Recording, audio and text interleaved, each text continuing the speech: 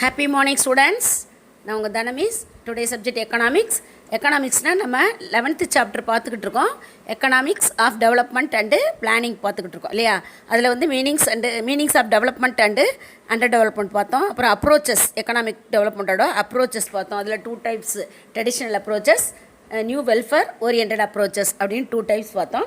அப்புறம் under employment அப்படின்னா என்னென்னு பார்த்தோம். அப்புறம் மீனிங் ஆஃப் அண்டர் எம்ப்ளாய்மெண்ட் பார்த்தோம். அப்புறம் அதில் வந்து எக்கனாமிக் க்ரோத்து, எக்கனாமிக் டெவலப்மெண்ட், இதுக்குள்ள கம்பேரிசன்ஸ் என்ன அப்படிங்கிறத பார்த்தோம். State development, nature and level of change, scope of change, இதெல்லாம் வந்து கம்பேரிசன்ஸ். ஓகே, நெக்ஸ்ட் வந்து டிஃப்ரென்ஸ் பார்த்தோம். எக்கனாமிக் க்ரோத்துக்கும் எக்கனாமிக் டெவலப்மெண்ட்டுக்கும் உள்ள டிஃப்ரென்ஸ் பார்த்தோம். நெக்ஸ்ட் வந்து மெஷர்மெண்ட்டு, அளவுகள், அதாவது எக்கனாமிக் டெவலப்மெண்ட்டோடைய அளவீடுகள் பார்த்தோம். ஓகே, நெக்ஸ்ட் பார்த்திங்கன்னா அதுக்கடுத்து நம்ம வந்து டிட்டர்மைன்ஸ் ஆஃப் எக்கனாமிக் டெவலப்மெண்ட்டு, அதாவது எக்கனாமிக் டெவலப்மெண்ட்டோடைய டிட்டர்மைன்ஸ் அதை பற்றி பார்த்தோம். நெக்ஸ்ட்டு வந்து அதனுடைய டிட்டர்மினன்ட் ஆஃப் எக்கனாமிக் டெவலப்மெண்ட் வந்து எக்கனாமிக் ஃபேக்டர்ஸ், நான் எக்கனாமிக் ஃபேக்டர்ஸ் அப்படின்னு 2 டைப்ஸ் இல்லையா. அதில் எக்கனாமிக்ஸ் ஃபேக்டர் பார்த்துக்கிட்டு இருந்தோம். லாஸ்ட் கிளாஸில் அதை தான் பார்த்துக்கிட்டு இருந்தோம்.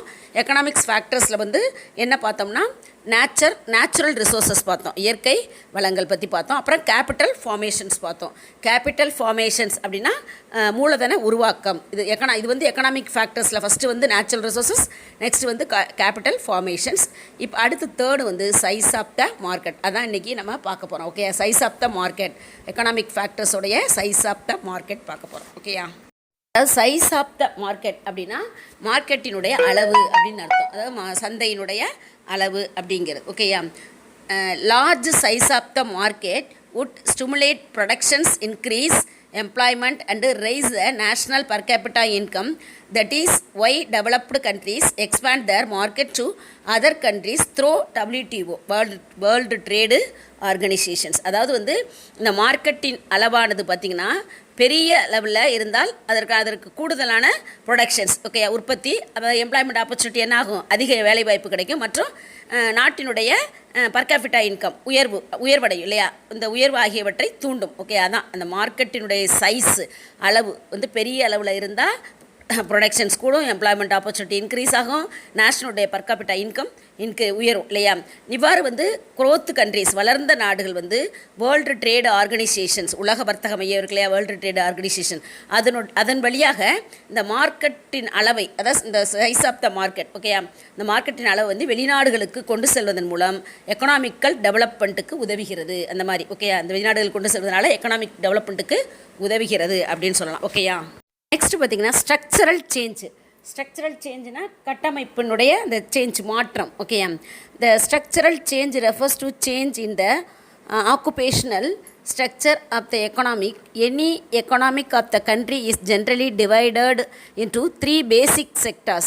Primary sector such as agricultural, animal husbandry, forestry, etc. Secondary sector such as industrial productions, constructions and tertiary sectors such as trade, banking and commerce. Any economic which is predominantly agricultural tend to remain backward.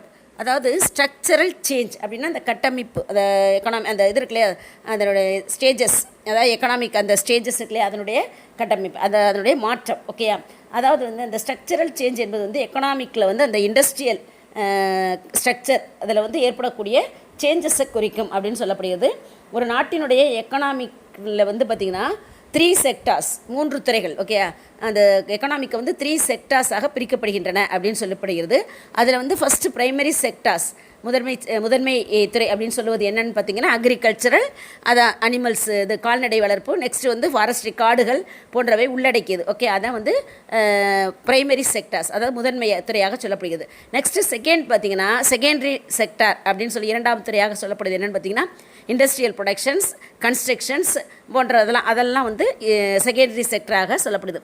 மற்றும் வந்து அதனுடைய third, அதான் அதனுடைய territory sectors, அதான் third இல்லையா, அந்த சார்பு துறை அப்படின்னு கூட சொல்லலாம். அதில் வந்து பார்த்திங்கன்னா ட்ரேடு, பேங்கிங் அண்டு பேங்கிங், அதாவது கமர்ஷியல் பேங்க்ஸ், இந்த காமர்ஸ், பேங்கிங், காமர்ஸ், இதெல்லாமே.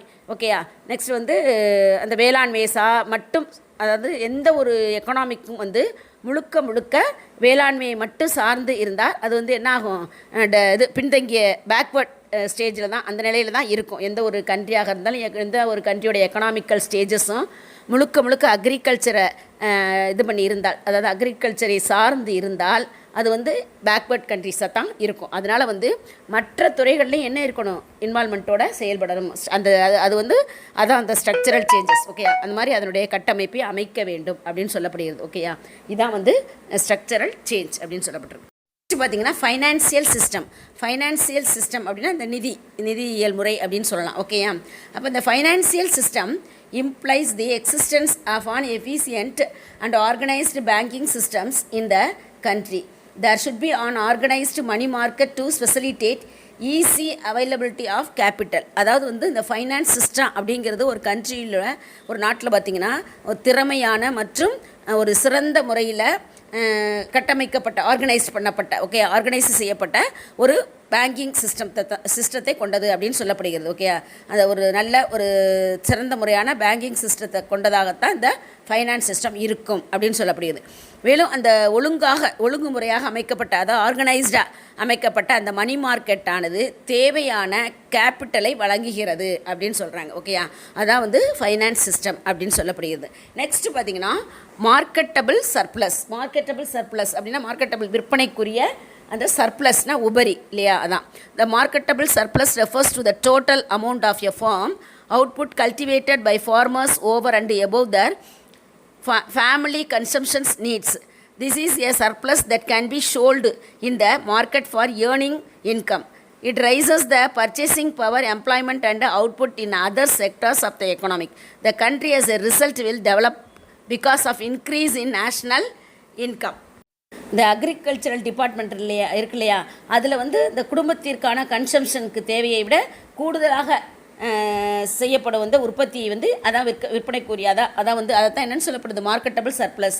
நல்லா தெரிஞ்சுக்கங்க, அக்ரிகல்ச்சர் அந்த துறை, விவசாயத்துறை இருக்குல்லையா, அதில் வந்து குடும்பத்திற்காக அவங்க குடும்பத்திற்கான கன்சம்ஷனுக்காக அவங்களுடைய தேவையை விட கூடுதலாக செய்யப்படுகின்ற அந்த உற்பத்தி இருக்குல்லையா விவசாயத்தில், அந்த உற்பத்தியை தான் மார்க்கெட்டபிள் சர்ப்ளஸ் அப்படின்னு சொல்லப்படுகிறது. ஓகே, அதான் வந்து மார்க்கெட்டபிள் சர்ப்ளஸ். இந்த கூடுதல் அந்த உபரி இருக்குல்லையா, அந்த கூடுதல் விளைபொருட்கள் இருக்குல்லையா, அதை வந்து விவசாயி என்ன செய்கிறாரு, தனக்கு போக மீத உள்ள அந்த கூடுதலாக உள்ள விளைபொருளை மார்க்கெட்டில் போய் விற்று அவர் என்ன செஞ்சுக்கிறாரு, ஏர்ன் பண்ணுறாரு, வருமானம் ஈட்டலாம் இல்லையா. இது வந்து அவர்களுடைய அந்த வாங்கும் கெப்பாசிட்டி, பர்ச்சேசிங் பவர், ஓகே, அந்த வாங்கும் திறனை அதிகப்படுத்தும் அப்படின்னு சொல்லப்படுகிறது.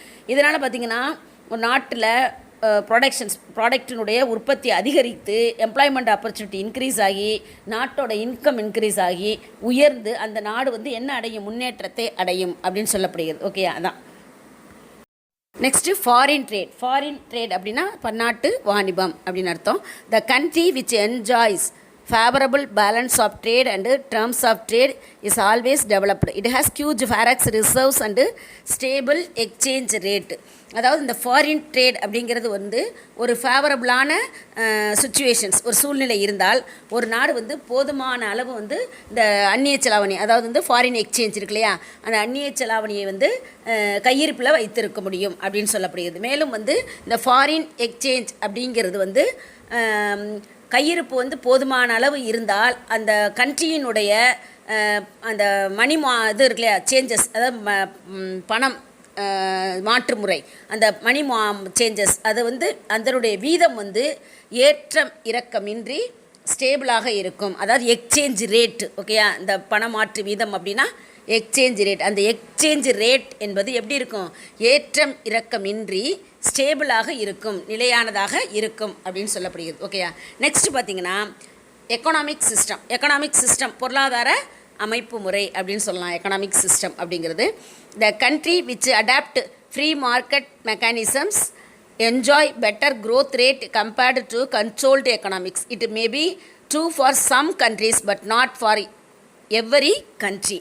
அதாவது ஒரு நாட்டில் வந்து தடையில்லாத ஒரு எக்கனாமிக் பாலிசி, பொருளாதார கொள்கை, ஓகேயா, அதாவது இப்போ எக்கனாமிக் பாலிசியை வந்து கடைபிடித்தால் அதனுடைய அந்த பொருளாதாரம், அதாவது கட்டளை பொருளாதாரம் அப்படின்னு சொல்லலாம். ஓகேயா, அந்த கட்டளை பொருளாதாரம் அப்படிங்கிறது பார்த்திங்கன்னா அந்த பொருளாதாரத்தை விட வேகமான ஒரு growth பெறும், வளர்ச்சி பெறும் அப்படின்னு சொல்லிட்டு இது வந்து சில நாடுகளுக்கு மட்டும்தான் பொருந்தும். ஓகேயா, அதாவது வந்து compared to controlled economic it's may be true for some countries but not for every country, எல்லா நாட்டுக்கும் இது பொருந்தாது, சில நாடுகளுக்கு மட்டும்தான் இது பொருந்தும் அப்படின்னு சொல்லப்படுகிறது. ஓகே, ஒரு நாட்டினுடைய அந்த அதாவது தடையில்லாத எக்கனாமிக்கல் பாலிசி அதை வந்து கடைபிடித்தால் அந்த பொருளாதாரம், அந்த கட்டளை பொருளாதாரத்தை விட ஒரு மேலான வளர்ச்சியை பெற முடியும். இது வந்து எல்லா நாட்டுக்கும் பொருந்தாது, சில நாடுகளுக்கு மட்டும்தான் என்ன செய்யும், பொருந்தும் அப்படின்னு சொல்லப்படுது.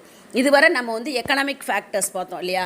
இனி நம்ம பார்க்க போகிறது நான் எக்கனாமிக் ஃபேக்டர்ஸ். இதுவரை எக்கனாமிக் ஃபேக்டர்ஸ் பார்த்தோம் இல்லையா, எல்லாமே எக்கனாமிக்ஸ் ஃபேக்டர்ஸ். அதாவது வந்து நேச்சுரல் ரிசோர்ஸஸ் பார்த்தோம், கேபிட்டல் ஃபார்மேஷன் பார்த்தோம், சைஸ் ஆஃப் த மார்க்கெட் பார்த்தோம், ஸ்ட்ரக்சரல் சேஞ்ச் பார்த்தோம், financial system, marketable surplus, foreign trade, economic system, இது எல்லாமே எக்கனாமிக் ஃபேக்டர்ஸ். இப்போ நான் எக்கனாமிக் ஃபேக்டர்ஸ் அப்படின்னா பொருளாதாரம் சாராத காரணிகள். ஓகேயா, economic development has much to do with human endowment, social attitudes, political conditions and historical accidents. Capital is a necessary but not a sufficient conditions of the progress. அதாவது Ragnar nuts. Okay, இது வந்து Nobel prize பெற்ற ஒரு economics. இவர் ராக்னர் nuts அப்படிங்கிறவர் Nobel prize பெற்ற economics. இவர் என்ன சொல்கிறாருன்னு பார்த்தீங்கன்னா, நான் எக்கனாமிக் ஃபேக்டர்ஸுக்கு டெஃபனேஷன் சொல்லியிருக்காரு. என்ன சொல்லியிருக்காருன்னா, மனித வளம், அதாவது ஹியூமன் ரிசோர்ஸஸ் இருக்கு இல்லையா, இந்த ஹியூமன் ரிசோர்ஸஸ் அப்படிங்கிறது சமுதாயத்தினுடைய மனப்பான்மை, அதாவது சோசியல் ஹியூமன் என்டோமெண்ட்ஸ், அப்புறம் சோசியல் ஆட்டிடியூட்ஸ், அதாவது சமுதாய அந்த சுச்சுவேஷன்ஸ், அந்த சமுதாயத்தினுடைய மனப்பான்மை. நெக்ஸ்ட்டு வந்து பொலிட்டிக்கல் கண்டிஷன்ஸ், அரசியல் நிலை, மற்றும் ஹிஸ்டாரிக்கல் ஆக்சிடென்ட்ஸ், அதாவது வரலாற்று முறைகள், இது எல்லாமே இல்லையா.